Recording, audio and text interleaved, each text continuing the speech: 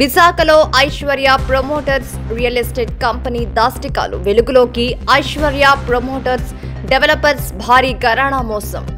విజయనగరం జిల్లా పూసపాటిరేగ వద్ద హైవే పక్కన దొంగ వెంచర్. 200 మందికి పై కస్టమర్స్ కి కుచ్చుటోపి, తప్పుడు డాక్యుమెంట్స్ తో దొంగ రిజిస్ట్రేషన్లను చేసి తప్పించుకు తిరుగుతున్న ఐశ్వర్య ప్రమోటర్స్ 10 ఏళ్ల క్రితమే డబ్బులు కట్టినా తమ భూమి తమకివ్వకుండా తిప్పుతున్నారంటూ బాధితులు ఆందోళన. అక్కయ్యపాలెం ఐశ్వర్య ప్రమోటర్స్ కార్యాలయాన్ని చుట్టుముట్టిన 200 మంది బాధితుల్లో అందరూ మధ్యతరగతి వారే కావడంతో బెదిరింపులు. మీ హంతు చూస్తామంటూ బెదిరిస్తున్న ఐశ్వర్య ప్రమోటర్స్ యాజమాన్యం.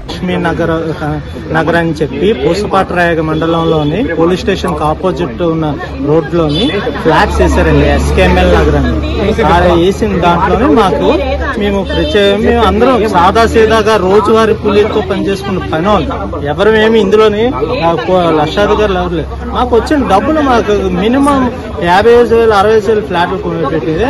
అది ఇప్పుడు ఇష్యూ మా దగ్గర అందరి దగ్గర డబ్బులు కలెక్ట్ చేసుకుని డాక్యుమెంట్స్ ఇచ్చి ఇది రిజిస్ట్రేషన్ అయ్యాయని చెప్పి మాకు రిజిస్ట్రేషన్ ఇచ్చారు డాక్యుమెంట్. కానీ అది రిజిస్ట్రేషన్ లో లేవు, రైతుకు డబ్బులు ఇవ్వలేదు.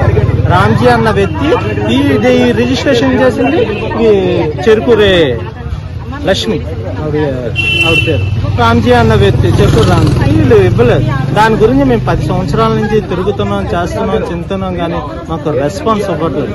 ఇంచుమించు 200 కుటుంబాల పైన ఒక 1 టౌన్ ఏరియాలోనే 150 కుటుంబాలు, అదర్గా ఒక 50 కుటుంబాలు, 250 కుటుంబాల పైన వ్యక్తులు నష్టపోయి ఉన్నాం. ఈ రోజు అడుగుతుంటే పోలీస్ స్టేషన్ కి రండి మేము తేల్చుకుందాము అని అక్కడ వాళ్ళతో మాట్లాడతామని. మాకు ఒక దీన్ని బట్టి మాకు అమ్మారమ్మా. అది అమ్మేటప్పుడు మాకు రిజిస్ట్రేషన్ మామూలుగా వచ్చింది.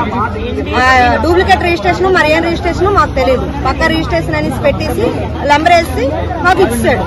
ఆ ఇచ్చేసింది ఏంటంటే మాకు వచ్చేసింది కదా అనుకుని మేము ఊరుకున్నాం. కొన్నాళ్ళు అయ్యేసరికి వెళ్ళేసరికి ఆ రైతు గారు ఏమన్నారు, ఇది మీది కాదు, ఈ జాగా మాది, నాకు ఆ రామ్జీ డబ్బులు ఇవ్వలేదు చేయలేదు అనేసి అన్నాడు. అక్కడి నుంచి మేము పోరాడుతూనే ఉంటున్నాం. అలాగా వెళ్తూనే రావడం చేయడం చేస్తాం. ఈ లాస్ట్ కి వచ్చేసరికి కూడా మేము ఇవ్వలేదు చేయలేదు అనేసి అంటే మేము ఇప్పుడు కూడా పోరాటానికి వచ్చాం. మాకు వస్తుంది అనే రకంలో మేము వచ్చేసి చేస్తున్నాం. అదే.